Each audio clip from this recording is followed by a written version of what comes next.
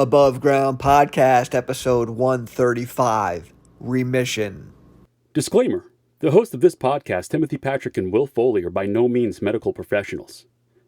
However, having lived experience with mental illness themselves, they have gained useful perspectives on common mental health issues that some of us struggle to overcome on a daily basis. By sharing their stories, they hope to create connection. By creating connection, they hope to help you find your purpose. And through purpose, we can all begin to build the foundation for positive mental health. This is Above Ground Podcast. Are you ready to lace up your boots, throw up your horns, and jump into the pit? Then let's stomp the stigmas of mental illness. It's time for Above Ground Podcast. Now, Will Foley and Timothy Patrick. Hey, what is up, everyone? Welcome to Above Ground Podcast. Above Ground Podcast, because you can't serve below. No, you can't. What is up, TPP? What's up?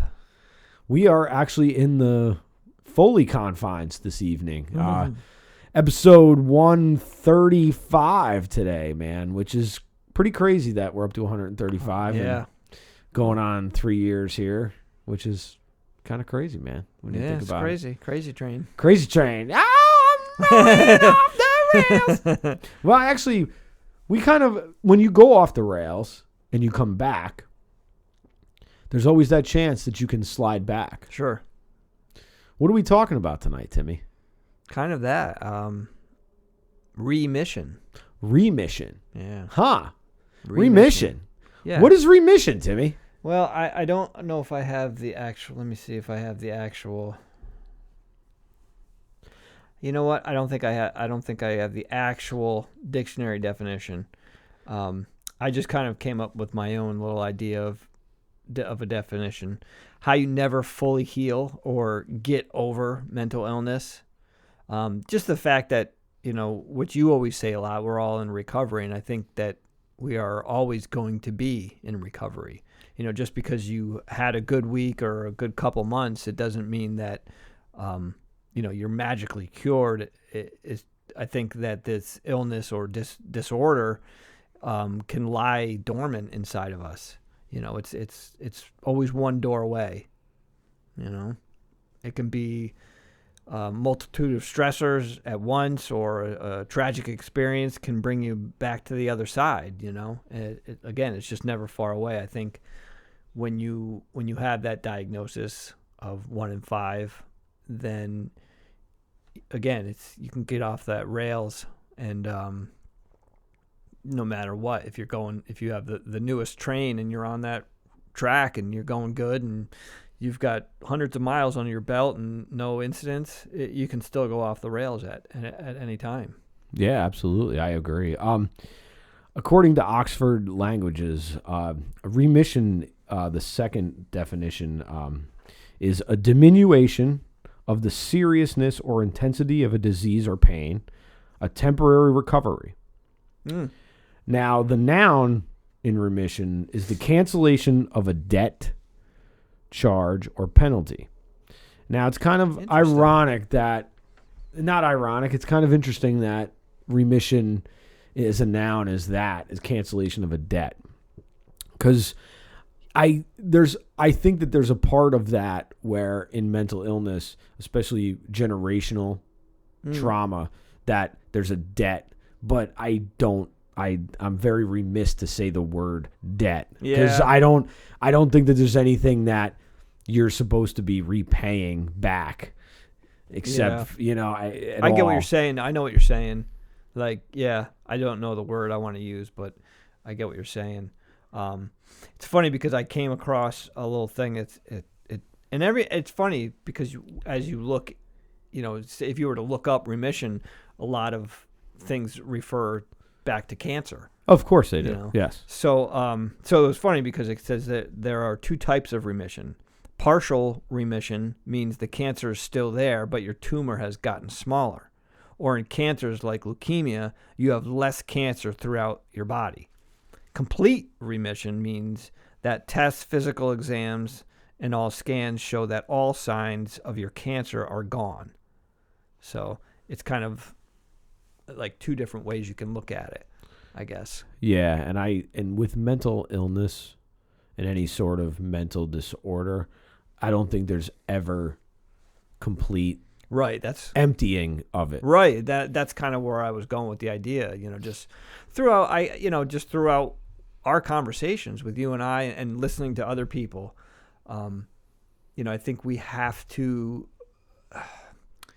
stay on top of it. As we've talked before, reassess, and perform routine maintenance often. It's like if you have a car that's more susceptible to, oil leakage, you got to check the oil more often, change the oil more often, or whatever it be. You better check the oil pan. And the oil, fix yeah, right. the oil pan. You got to check all the parts that the Right. oil flows through, because just because you're leaking oil doesn't mean it's a all problem in the interconnected, oil. right? It's all interconnected, man. Just like the physical and the mental, the Yep. emotional and the spiritual. It's all connected. Yep.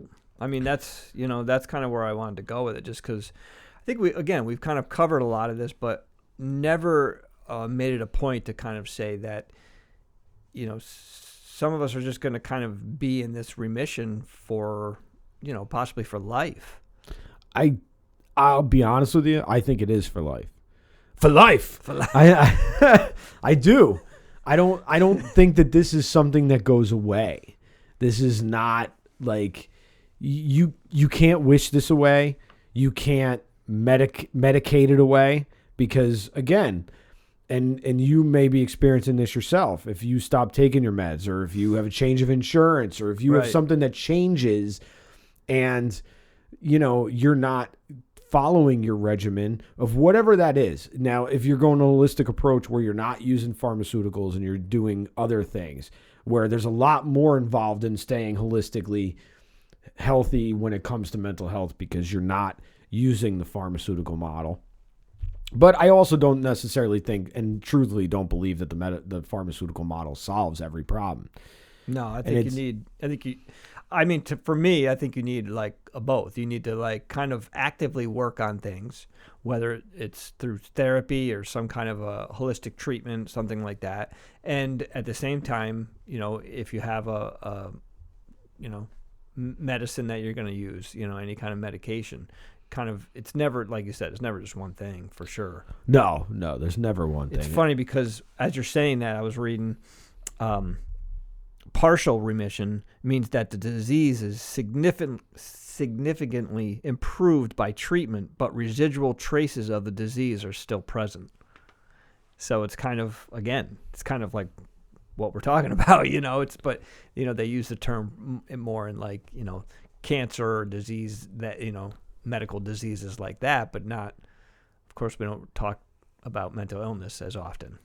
Well, that's the thing, Yeah. Cancer is the I get it. in disease to talk about, as it is, has been for years, because, God damn, you can't not see pink, or you can't, like, Right. again, like it's, again, where's the marketing as far as mental health and mental illness goes? It's gotten better, though. It has. I mean, and I'd like to think that we're a part of that, Mm-hmm. just like everybody else that is out there talking about it, because that's the idea, is that if you don't talk about it, it's stigmatized. And even Right. when you do talk about it, it's It's still- stigmatized. yeah, It doesn't right. matter. But you can have, again, a mental health recovery plan, which, as well, you would know it. Some people out there probably know it's called a Wellness Recovery Action Plan. They call it a WRAP. Yes. WRAP for Wellness Recovery Action Plan.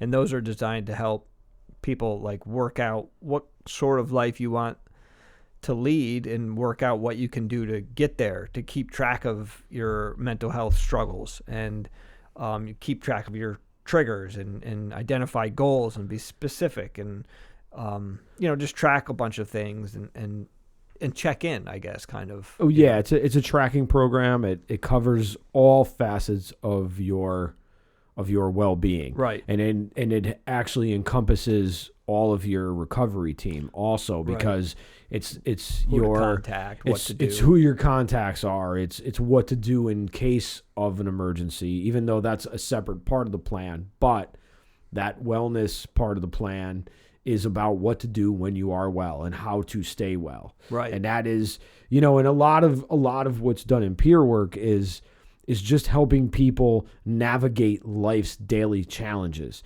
because that, I think, is the biggest stressor for most people who have any sort of mental health condition or diagnosis or mood disorder, that the daily stressors that we have to face every day are the biggest barrier to you being well. Sure. Now, I mean, granted, look, you have to answer the bare necessities, okay? You have to have a place to live, a safe place to live, food. Like, those are things that we need to take care of, right, because that is all part of mental health. Like, right, if you can't have a mental health system without acknowledging and taking care of basic needs. right, And when you can't take care of your basic needs, then you can't even think about being well, because you're in survival mode. right. You're worrying about the essentials. That, Right. Yeah. And you don't know where those are coming from. And, Right. And the great thing about the Wellness Recovery Action Plan is, in a person-centered process, which is what peer work is a person-centered therapy. It's a person-centered help that allows the person to choose what they're going to put into their recovery plan and what they need. And I think a big part of that, though, is that you have to be in a position to know what you need. Because True. if you're in the throes of crisis, True. it's very hard to see any clarity as far as what you need, because you're stuck. Like, you're stuck behind that wall of, wow, what the fuck? Yeah, it's kind of like that weird place of not knowing until you get there, So it's when you get there, then you'll have a better idea. But we just hope that you don't actually get there. We hope that you get to the wellness part. Right. We hope you not the don't. crisis We part. hope you don't fall into the crisis Right, part. that's what I mean. However, in my long experience with all of this, we always. I shouldn't say we always. Okay, I don't want to say that, but I tend to, and I think I can speak for Timmy and stuff, that a lot of us do fall back, because it's Mm-hmm. part of the disease. It's part of the disorder that it's a cycle that you just constantly fight against and try to keep yourself focused against. And it really is an enemy. It really does need to be combated. Yeah, And I don't think like so. to use, I don't really like to use violent, warlike terms when it comes to this, because there's a lot of misrepresentation and connotation to that. But it truly is an enemy. And I will say this, man, depression kills. And when your depression is unchecked, or you don't have the capacity to check it yourself, you need to make sure that you have things in place in order to do some of the work for you. And that's what part of these teams are. When you go into a facility and you come up with these plans with your practitioners and with your peer support people and with your family and friends, and hopefully you have supports. And Timmy has the 4 dimensions of recovery. Where did that come from? That's not me. That I found that online, and it's funny because I was going to mention that without saying the 4, because I wanted to. I figured I know I've already added one to it, but I figured you would have something to add to it as well. So I was just kind of mention the dimensions of recovery, and then what you would kind of add or think should be in there. So the one there's let's see what the ones that I found online. It was 4 dimensions of recovery, 4 major dimensions support a life in recovery. 1 being health, 2 being home, 3 being purpose, 4 being community. And if you want, you can read them individually and read them out or whatever. I have to say this: health, home, purpose, community.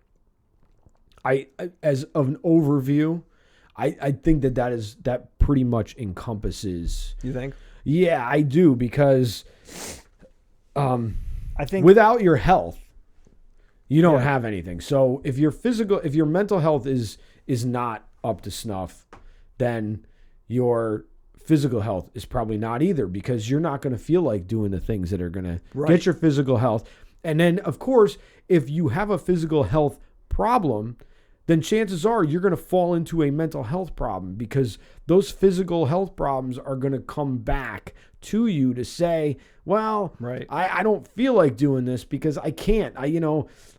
I can't get out of bed. Right. Well, plus it could, it could be stressful. Just whether it's the pain aspect of it or just not being able to physically get up or do go to Sure. the store or something. It's but I think for me, I thought I added education onto it, just because I think education, not only knowing about the illness or disorder, but knowing about your illness and your disorder and how it impacts you in your life. I like that you added that separate, but I will put that under purpose, Okay. because the reason why is this disease or disorder that you possess. And it doesn't matter what mental health disorder it is, be it depression, OCD, ADHD, substance abuse. And please, I'm not covering them all. I realize that. But when you look at those, in order to actually have a very full recovery, you need to make understanding what you're going through a purpose. Because if you do not, you run the risk of just constantly going through these cycles over and over again. At least from what I've seen in my personal experience. I think I understand what you're saying. And my personal experience is my personal experience, but I've witnessed this with my own family and stuff. And it's difficult, because if you're not willing to take care of your diet, or if you're not willing to quit smoking, or if you're not willing to do one of these things, then you run the risk of running right back into the wall again. Sure. So in order to really to understand your condition, it has to be part of your purpose to understand it. Now, a lot of people just are not in that spot. They don't have that ability, Right. and they don't have that capacity to do that, which is part of the reason why you need to have a team of professionals and a struggle buddy. And that's why we believe peer support is one of the greatest things that you can have and access. I think what you said earlier, that depression kills. It kills your goals. It kills your dreams. It kills your motivation to do the things that need to be done to get back, on the rails, basically. Absolutely. And actually, it can blow up the entire rail system. Yeah. To where the train just goes whoop, right down. Yeah. Yeah. Because it derails more. And it'll steal all the tools that you have to fix it and get back on. That's the cyclical part of this that makes it very hard to combat without a real focus on it. And I've realized this, and Tim and I have been friends for a long time, and there's parts of, I understand now more why he ingests all this stuff all the time, because he needs to, because this is a constant thing where you have to constantly learn about things. Mm-hmm. And I get a little overwhelmed at times, just constantly harping on the same things, because unfortunately for me, that oftentimes works against me. Against you. Yeah, because it starts to set the negative things, and I'm like, well, I just keep going over this again and again. I know I'm just depressed, and now I think I agree with that, though, because I remember there was a point, if I get to a point where I'm just doing maybe too much of it or whatever, I think you even said, you got to just kind of put the book down and take a break. You know what I mean? Put it away for a while. And I did, and it definitely made a difference. But I think there's certain things that, yes, I need to talk about, and because for my own well-being, I need to remind myself daily of things. Otherwise I don't know if it's a fear of slipping back into that hole again, or what it is that kind of drives that. But it's probably a plethora of things, but either way, it's I need to be reminded. I feel like daily of things, and I need to just kind of just again fight the brain, fight the mind, and battle. This is where I am now, and this is where I'm going. Like, you know what I mean? Don't fall back into that other shit. It's hard. It is hard. And I will say, I like for myself, I find myself struggling more at certain times of the year. And then when we add the extra stressors on top of everything, be it the holidays or financial or anything relational or anything that adds stress, I do tend to wind up getting stuck in those depressive cycles because it's comfortable to me. I know what that feeling is. Sure, you can kind of and I can kind of control. Yeah. I can kind of control, and I know because it's habitual too. And I've realized that a lot of my reactions are just habits that I form. Sure. And a lot of them are just defense mechanisms. And because truthfully, I think part of it is fear of the unknown of what I would be like without this, because it's become such a part of me. Yeah. That I'm afraid of what. That's a big one for you. I know that, like, fear of, because I think you actually, which could sound strange to some, you actually, I feel, have a fear of like being, I don't know the correct word. I'll just say successful at it. Something. I am, because I'm afraid that I can't live up to my own hype, and it has affected my entire life. Oh, yeah, that's a heavy weight to carry, dude. It is, dude, but it's like, and it's permeated, man, and it's you know, and Stephen Pressfield is right. It's resistance. The problem is that after a while, resistance becomes easy to give into, and it becomes such a weight that it's especially if you're stuck in those patterns. It's Jacob fucking Marley walking around with that ball and chain and in A Christmas Carol. Resistance. Marley Ebenezer. Yeah, exactly. I just watched it too. So. Oh, all right. That is good. That's a good analogy. It is. Sure. It's like, and that's what that is, man. That's that weight that you carry, and it sucks to think that death is the only way to get rid of that weight sometimes. And it definitely sucks. And I think that's why I try not to. I try not to let my brain go down that path, and I try to stay on the path where I know that some of the things that I have done and that I am doing will help decrease those symptoms, if you want to call them symptoms or whatever. I definitely think that they're symptoms. Yeah. I mean, they're definitely symptoms of our universe. Yeah. Because this is the universe that we dwell within, that, you know, we know very well. You know, it's that dark hall. It's that dark hall that at the end is that room that's really warm and inviting. Right. There's a warm red light coming from there, man, and then you get in there, and then the door slams. Well, yeah, the door slams. Then, like you say, then you're feeling all around the walls, looking for that light switch, and you're like, "What is? There's no. I can't see in here." No, right. The red light goes off, and then you're in the dark. And then you start telling yourself, "Jesus, I'm the nitwit that opened the door and actually wanted to come in here." Right. So then you start beating up yourself on top of it, on top of yeah, everything else. Exactly. The cascade effect. The cascade effect. Is that real or is that? I don't know. I but feel if it like, isn't, yeah, that's but if good. it isn't, then hey, we coined it. You know, yeah, it is. It's the cascade You're effect. absolutely right. I mean, that is just that's a good one. It is, man. It's like the unending. It's the It's like the river of chocolate in Willy Wonka. Except it's not chocolate. It's shit. It looks like chocolate, it looks really inviting. And then Augustus Loof falls in the, your depression is Augustus Loof and falls in the shit, man. That's what happens. What's his last? I thought it was Glute. No, is it? I don't know. Augustus Glute. I don't know what his name is. All right. Maybe I don't know. Maybe that light reminds me of Violet, though. Yeah, you're turning violet. Yeah, it's a little blue light in here.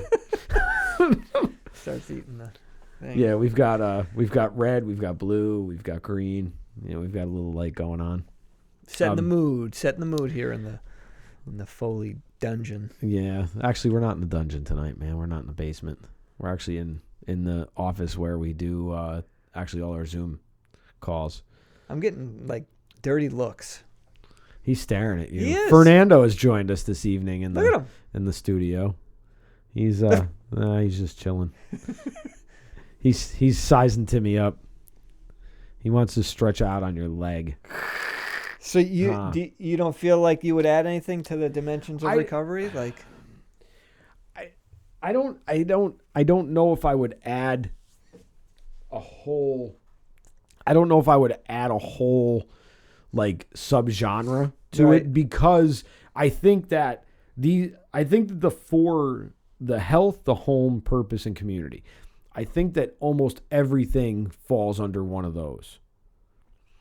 Because now purpose, purpose, job, purpose is what you do. A purpose could be just getting up in the morning, you know what I mean? Or just, or whatever your purpose is that you decide it is.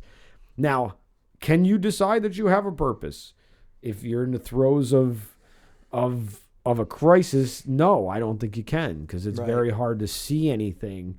I think this is meant. I could be wrong, but I think it's meant to be more seen as you've already come over the hump. Right. And now you're like, okay, now what am I going to do? Right. So I do think that this is a very good basis.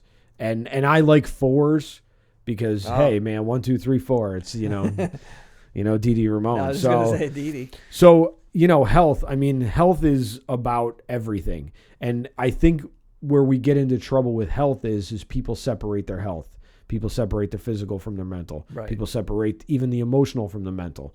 Where it's it's the whole band.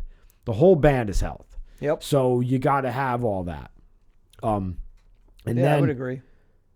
And then with home, now obviously home is a tough thing, because if you're coming out of a crisis, you may not have a stable home life. Right. You may not have a home because of your disorder or your whatever it is that's going on. Or your home as you know it now could be the unsafe place that you don't want to go. Well, absolutely, and your home could certainly be unsafe, especially if there's abuse going on or any of that type of stuff. So home isn't always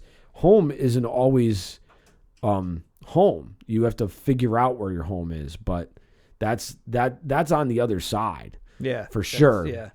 And purpose, like I said, purpose is whatever it is that you choose to do. But I do believe that part of your purpose needs to be understanding what it is that you deal with. Yeah. Because that's the only way, because like we know, the only way you have to name it to tame it. Right. You have to, in order to acknowledge it, you have to call it what it is. Yeah. Like you have to be willing to, you have to be willing to. That it has on you, because if you don't know that, again, you're gonna be walking down the street and go off the rails again, and not, you know what I mean? Like what just happened? Yeah, and I think you fall in. I think a lot of people fall in, and myself too. We fall into habits. Oh, for sure. And feeling shitty is a habit. It's a habit because we know it, and it's easy for us to fall into because it's something that we've become so accustomed to. Yeah. You know what? It's funny. I never really looked at it that way, but as you're saying it, I've said before that I always thought that life sucked and it was just like shitty, and like I just got to deal with it. And I think that's kind of maybe how, like, I even said it to myself. You know what I mean? Like, this is just shitty and whatever, I'll just deal with it. And it just kept being shitty because that's how I thought it was supposed to be. Right. You know? Or you set yourself up to be. Right, yeah. Because we really do set ourselves up. Because we do set ourselves up with our own self-talk. We set ourselves up with our own shitty glasses and our own cognitive biases. Sure. We talk about cognitive bias a lot, and I did not realize how many cognitive biases I ever possessed until I've been starting to just like realize probably 90% that's a cognitive bias. Yeah, it's probably 90% of the issue. Well, and again, if you have a negative self-view, it's easy to blame yourself. And it's easy to, or if you have a a view of victim, it's easy to blame everybody else. Which again, that could be a habit that you've gotten into, is just, is being that victim. And maybe it was just easy to do in the beginning because it's just easier to get into that pattern. And then once you start doing it, it's like, yeah. But again, it's all about having needs met, right? So if you've been a victim and you get your need met that way, that way, just like me, I realized this. I had this insight recently, in my own household where I reacted to something and I realized it was my reaction because it's just something that's how I react. And I even called it out. Nice, and I even apologized for it. And I'm like, you know what? I was wrong because it was literally me. It was easier for me to fall into that habit than it is to just to be like, okay, whatever. Especially when you're busy, you're running on that, subconscious program that is already playing that you don't realize it. And so you kind of let that take over as you take a back seat, and then that happens. So kudos for you for recognizing it. I think that's a big part of for me, it's a big part of saying, like, I'm healing. Yeah, healing is a journey that I am on all the time because I don't know if there is full healing. Because I think that every time you think you heal something, it leads to something else. Yeah. I'm sure it kind of does, but I don't know if that doesn't mean that you're, is there always something to be healed from? Probably. But it doesn't mean that you're not, like, healing.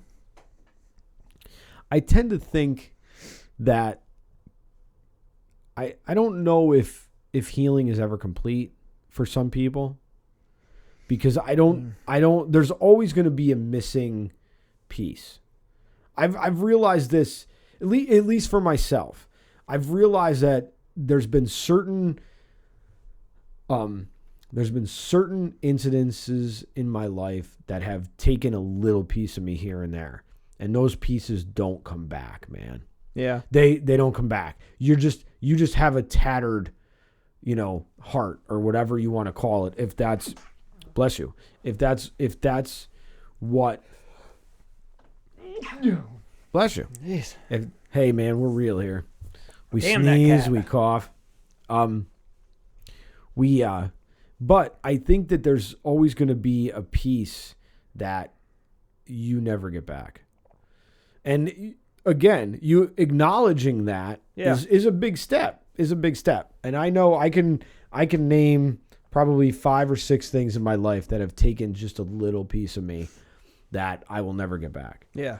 And I think I agree, and for me, some of those pieces I don't want back. I agree. They were there to teach.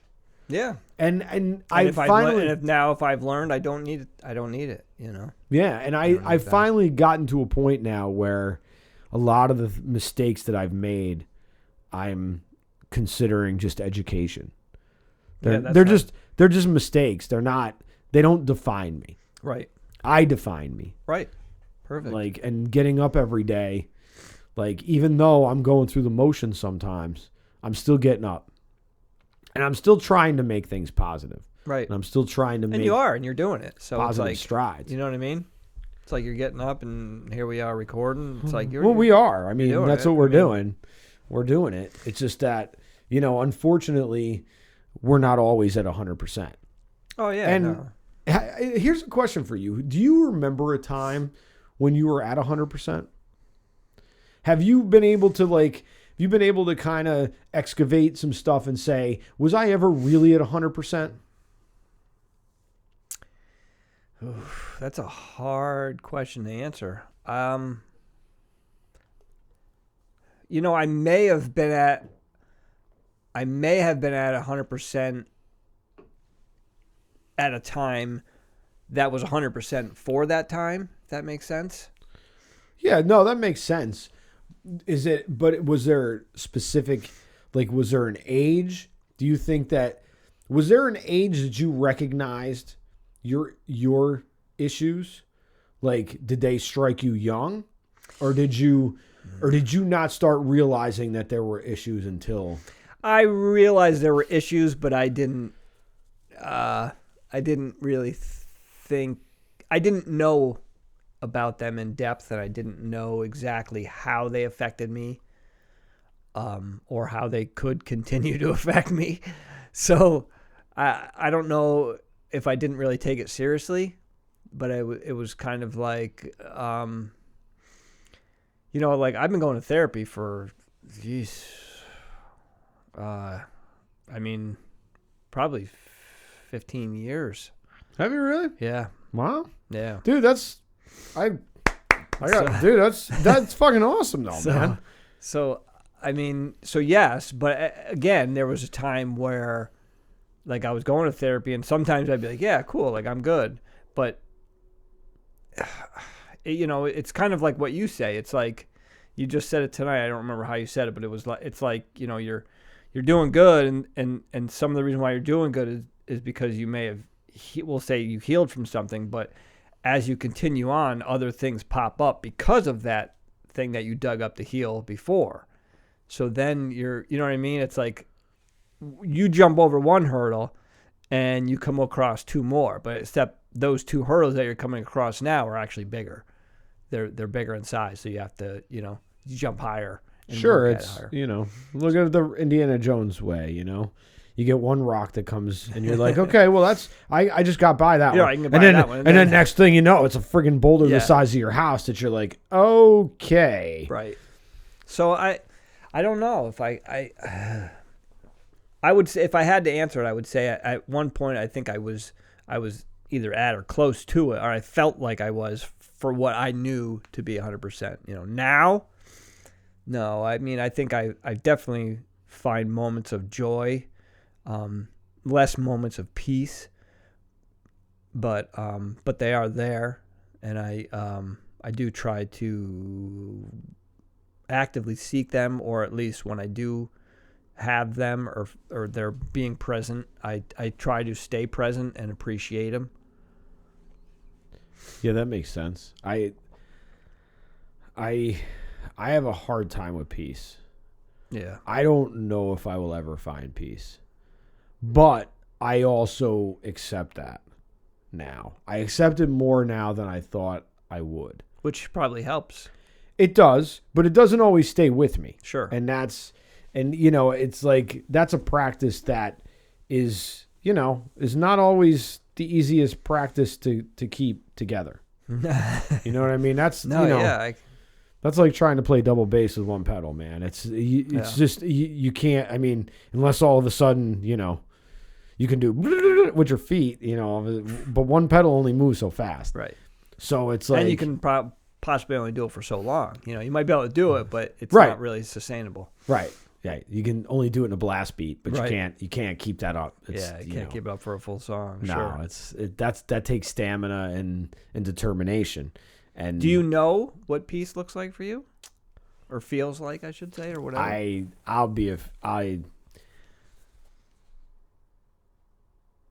don't know if that includes living, honestly. I've grown accustomed to being uncomfortable. And I think that there's always going to be a part of me that is uncomfortable. And I no longer look at it as a flaw I don't even like to look at it as a disorder. It's just me. Right. Like I don't, because again, we're not our diagnosis. I don't know if I don't know if all the money in the world and every dream ever coming true is ever going to be enough, because there's just this little nagging part of me that there's always that negative voice in there that says, ha ha, it's not true. It's not real, man. Damn gremlins. Yeah, and Gizmo's a motherfucker, man. Don't feed that sucker after midnight. Don't feed him after midnight. That gray hair spikes up, and he's like, yeah, I'm going to stick you in the microwave. Exactly. Yeah, the gremlins, yeah. I find a lot of peace in making friends with my demons. Okay, That's fair. And yeah.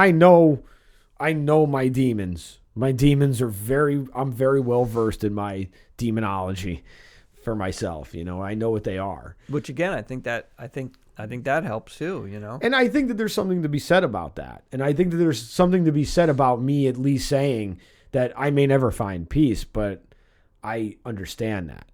And again, I don't know if death brings peace to people. Right. I've heard many stories that it does, but I'll be honest with you, I don't really want to find that out right now. I'm not in a spot where that I want to be. Right. I want to be here because I know I still have way more to do and way more to give, and I know that I'm still not done. You can't serve below.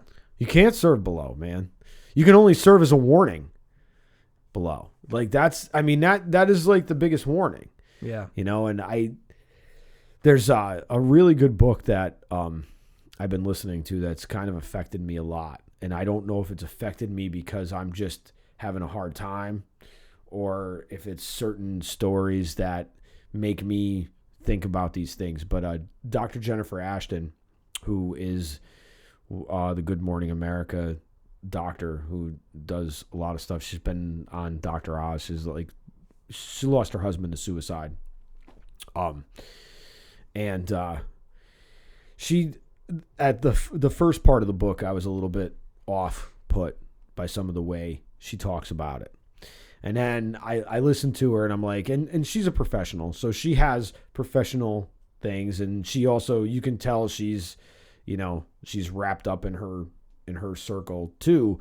But it's been very, it's unsettling to me in a way because she talks about, she has survivor stories on there too of people that she's been introduced to and knew and didn't know. And suicide has such stigma and connotations to it. But I find myself when I listen to this, I keep constantly going back to if I had decided to do that, or if I decide to do that later on, like what are you leaving behind? And all that pain that you cause. And like there's part of me that feels a little bit, guilty in a way that why can't I just get by it? And then there's another part of me that says, well, this is the darkness that I know. And there's a darkness there that says that, you may never find peace on this earth. But I'm not at that point where not being on this earth is an option. Yeah, it's fair. And again, she has, like, I just got to this part in the book where she says suicide is not an option. But the problem is that you're speaking from a survivor side. You're not speaking from, I think, more of a professional. She's not only speaking from the professional side, but she's speaking of, watching her son and daughter like lose their father and lose a good man, that even though they were getting divorced, it wasn't that they weren't getting divorced because they didn't like each other. It was just that, things happen but, and that's a big part is that, our cognitive biases and I think we lose sight of all the relationships that we have. But relationship that we have with ourselves is super important. Suicide's not an option until it becomes an option. Right. And that's why I was like, and I was really kind of, I was like, it's hard to hear that it's never an option because it's always an option to somebody that. Well, that's the thing, I get that. I get that side of it, but I think you and I both come from a different side of it, more of just the real side of it. It's like we may not we're not promoting it, and we may not want to glamorize it, but we're just saying like it's an option for some people. It's just a fact, It's just a fact. It is, and I wish we could get by the fact that we say it's not an option. Because I think that this is my personal opinion, but I think that stuff like that can add to the stigma of it. Oh, I definitely think it does, and I think by hearing that, I think I kind of felt hurt in my own way. I get that. You know what I mean? And not because I'm thinking to myself, I'm like, okay, so you're basically saying that I'm not strong. Like, but again, that's my cognitive bias of me saying, okay. Well, maybe I'm not strong. Maybe I am weak. Maybe because that's my cognitive distortion to say, my 20-year-old self said I would never do that. Never do that. Right. I was screaming from the rooftops if I killed myself, like in a song, like that. It was just off the cuff and just like, not like, it's just like kind of, hey, whatever. I think when you, again, this is my personal opinion. I think when you get to a certain point of celebrity status, stardom, whatever you want to call it, you lose a little bit of the perspective. Maybe you lose some of the actual real factual things that are happening. You know what I mean? Because you're so far away from it at that point. Yeah, and I understand. You know what I mean? All your friends are rich and happy. At least they are on social media. Well, I don't know if they're happy. Well, you know what I mean. Yeah, like, I know. You know what I mean? But they're driving around in nice cars. They take vacations. They travel. They whatever it is, and you lose touch. That's what I should have said, is you lose touch of things that are actually happening. You lose touch, whether it is, and I'm not saying that's a bad thing. It's just I think it just happens when you get to that point.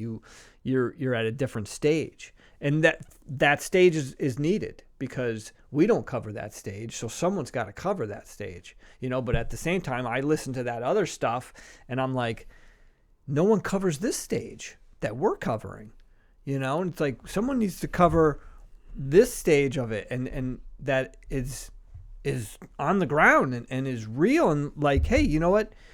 These stories may not be every day, but they happen.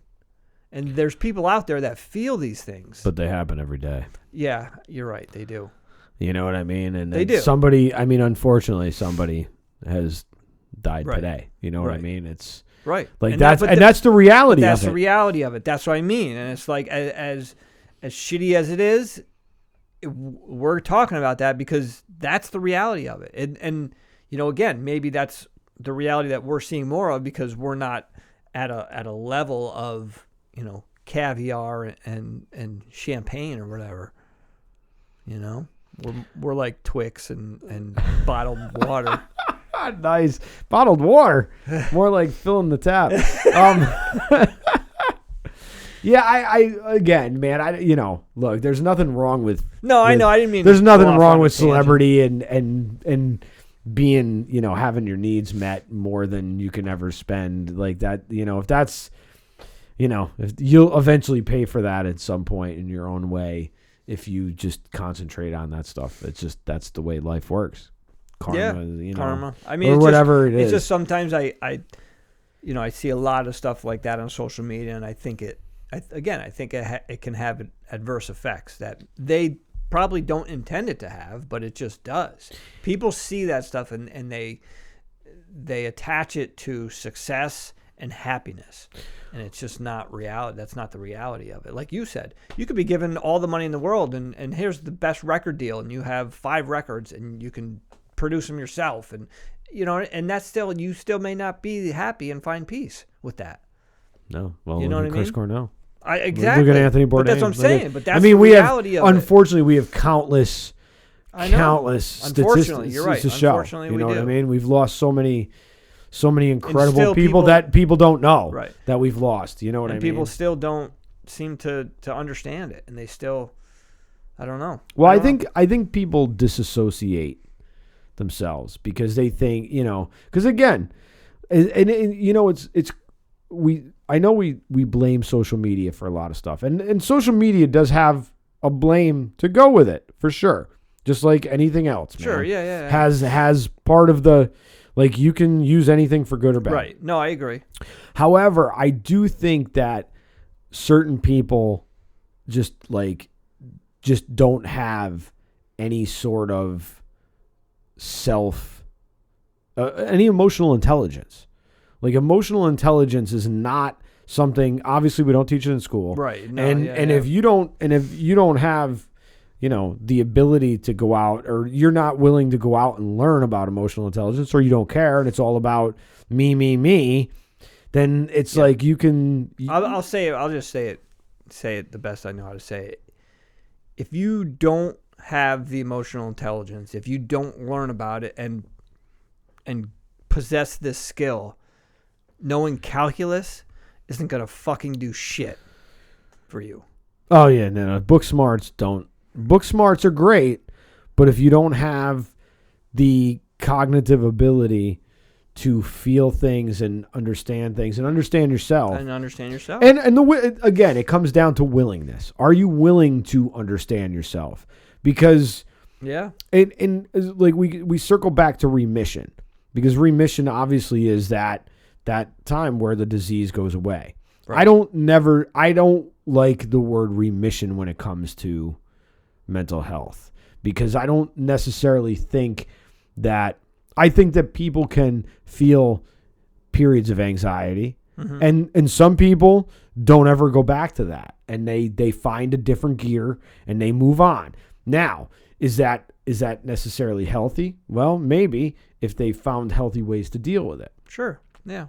But I don't like mixing words that, like, again, cancer is a terrible disease, okay? It is a terrible disease, and it's killed many, many people, and there's many, many reasons for cancer. And it's a horrible disease, but it's got a lot of cachet when it comes to being there. And I think that that's a word, like, I like to say remission, mission, because I think what going through a mental health crisis can do for you is actually give you a new purpose, is give you a new mission. It remissions you. It may be, you may have run into the biggest depression of your life. Business deal falls through. You may even make an attempt on your own life. You may have gone through all this stuff, and then all of a sudden it opens up this thing where you're like, wow, all of a sudden 5 years later you got a new purpose. Right. And that's your remission. And now, can it come back? Absolutely, it can come back, because it's never far. Right. Like, if you think that you've really gotten out of it, I think you might be. I don't know if you're necessarily looking at all the cards, man. Yeah. Right. Which, you know what though, if there's part of it is like, you know what, if that's how you're looking at it, and that's what's working for you, then maybe don't look at all the cards. It's like, I don't know. You can only play the cards that are in your hand, though, man. Yeah, it's all you get. You get dealt a hand, and you got to play those cards. You're right. And you can either stay in or you can fold. So you're right then. So don't worry about the other cards. You can't necessarily worry about the other cards. I think you just got to play what you're dealt and then move on. Unfortunately, though, we dragged the Jacob Marley around with us. Yeah, we do. That anchor. Yeah. So, wow. We've been talking about this for a while, man. Yeah.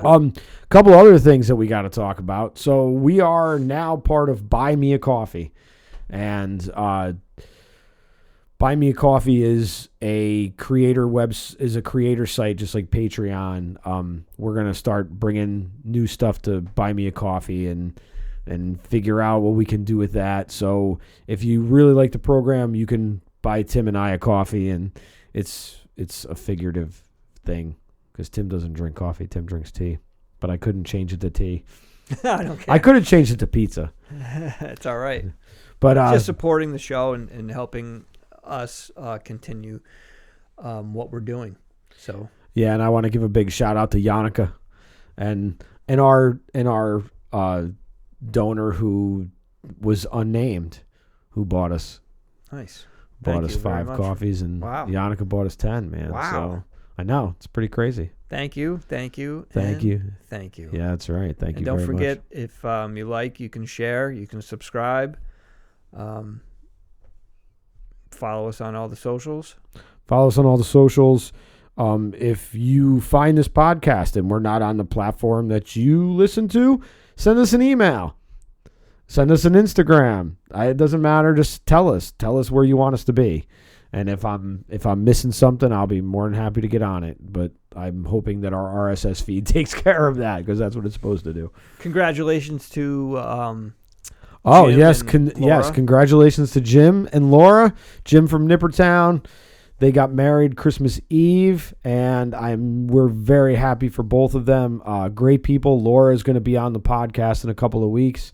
We interviewed her. She is an amazing person, and we can't wait to have her talk about what she does. So congratulations to both of them on their Christmas Eve marriage. Hopefully they're enjoying themselves this week during the holiday break of Christmas and New Year's, or, whatever this is. This will be a couple weeks after, so it's all good. But we just passed New Year, so yeah, Happy New Year to everyone. Oh yeah. See, look at that. I'm getting a little behind here. But hey, that's what happens. No notes here. That's in front right. Of me. No notes, no nets. Nope. That's what happens when you play live, man. Yeah. Sometimes you're out of tune. Sometimes you miss a note. Sometimes a string breaks. It's just the way it is. Sticks break. Sometimes we go off on a little jazz extravaganza, and yeah, but there won't be any fucking fish. All right. Until next week. Be well. be safe. Be Above.